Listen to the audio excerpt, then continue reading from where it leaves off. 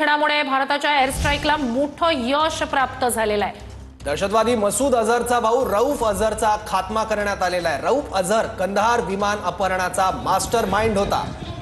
दहशतवादी मसूद अझहरच्या भावाचा खात्मा झालेला आहे। रऊफ अझहरचा यात खात्मा झालेला आहे आणि कंदाहार विमान अपहरण करण्याचा किंवा त्या संपूर्ण घटनेचा तो मास्टर माइंड होता आणि याच कंदाहार अपहरण विमानाच्या घटनेनंतरच मसूद अझहरला सोडण्यात आलं होतं। विशेष म्हणजे मसूद अझहरचा भाऊ हा भारतीय एअर स्ट्राईक मध्ये मारला गेल्यानंतर त्याचे अंत्यसंस्कार मात्र लष्करी इतमामात होताना आपल्याला दिसतंय।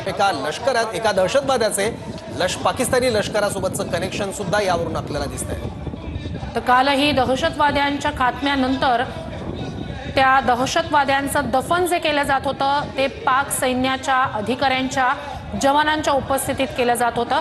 आज हा मसूद अझहरचा भाऊ आहे ज्याचा खात्मा झालेला आहे ऑपरेशन सिंदूरमध्ये आणि त्यानंतर त्याचं दफन जेव्हा होतंय त्यावेळेला पाकिस्तानी सैन्यातले काही अधिकारी आणि जवान उपस्थित आहेत। तर एकंदरीतच दहशतवादाला पाठबळ तिथे ISI आणि लष्कराचं कसं आहे हेच यातून उघड होत आहे।